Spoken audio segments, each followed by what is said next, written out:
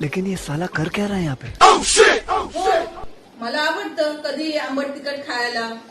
तुम्हाला सुद्धा आवडतं, मग तुम्हाला सुद्धा मी सांगते. नमस्कार कोकणकर, चव कोकणची मध्ये मी आज तुम्हाला दाखवते ही आपली कैरी पोळी, जी की तुम्ही बघू शकता. ही कैरी पोळी आहे ज्याच्यामध्ये तुम्ही बघू शकता हे चिली फ्लेक्स आहेत, चिली फ्लेक्स, जेणेकरून आपली कैरी पोळी ही आंबट आणि तिखट अशा चवीची लागते.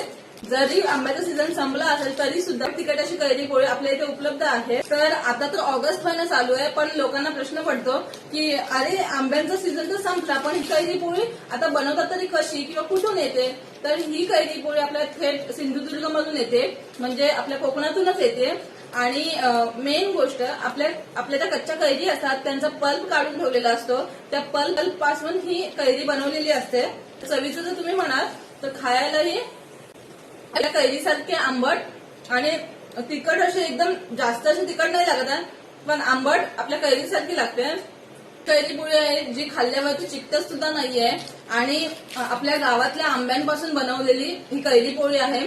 तर ही तुम्हाला भेटणार आहे फक्त 100 रुपयाला, 100 ग्रॅम अशी याची क्वांटिटी आहे. कोकणातून आलेल्या कैरी पोळी सोबतच आपल्याकडे अवेलेबल आहे जांभूळ पोळी, आपली आंब्याची पोळी आणि ही फणसाची पोळी, ती सुद्धा आपल्याकडे आहे.